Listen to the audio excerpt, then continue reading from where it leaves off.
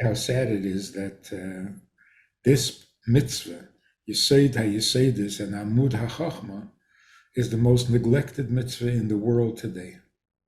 Meaning, ask your average frum person who spends all his life learning Torah, and you ask him, so what do you know about the Eibishter? Oh, less machshava tfisabe. Whenever the Rebbe would urge people who were not Chabad, urge them to learn Chassidus Chabad, the reason was because without it, you can't have Yedias Hashem. And it's Yesod HaYesodis and Amud HaChachma. and so so just to go this place, someone who's studying Chassidus and they're learning about Atzilus and they're learning about that brings the closeness and the love and the fear to Hashem that you were describing at the beginning. Well, there's one little condition. You have to understand what you're learning. If you learn it with emunah, it's not called learning. Fascinating thing that the Rambam says, right? What do we know about the Eibishter? First thing, what do we know? That he exists. That he is the original existence. Fascinating, fantastic. If that's what the Eibishter is, the original being from which all other beings come, then everybody believes in God. There's no one who doesn't believe that there was an original being.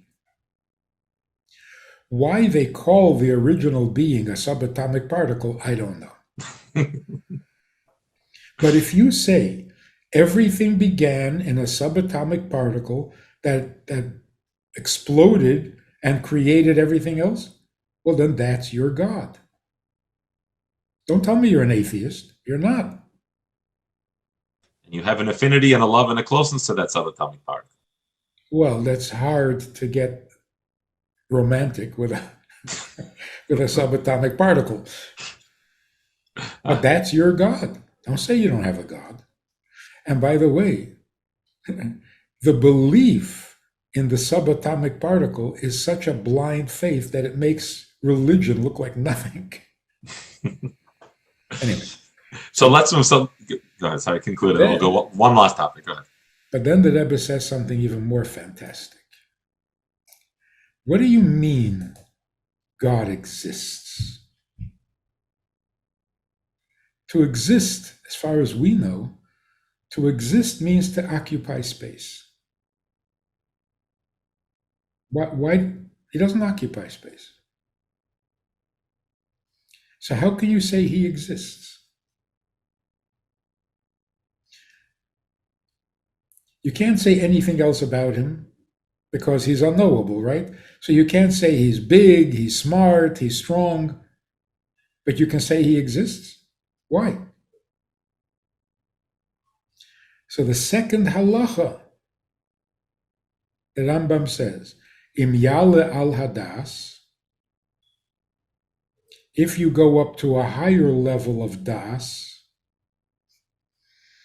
and you come to the conclusion that he does not exist, meaning you can't limit him to existence, then nothing else exists either,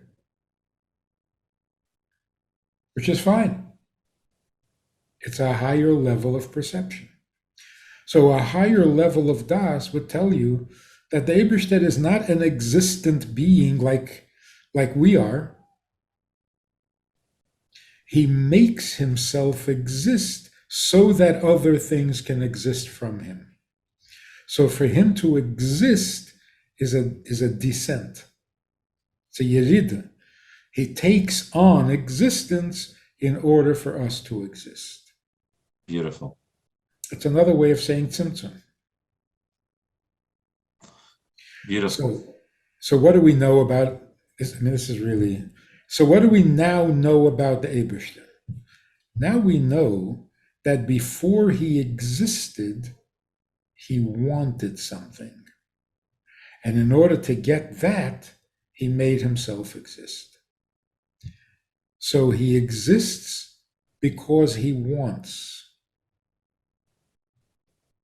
Before he exists, he already wants. And so, well, wait a minute. Before he exists, who wants? That's it. That's the part that less machshava tvisade.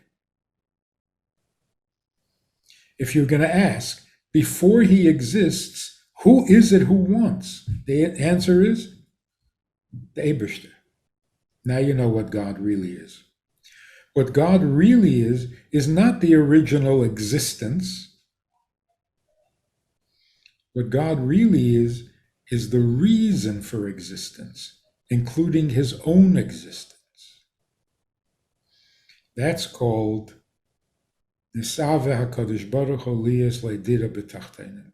The taiva came before his existence. Beautiful. Wow.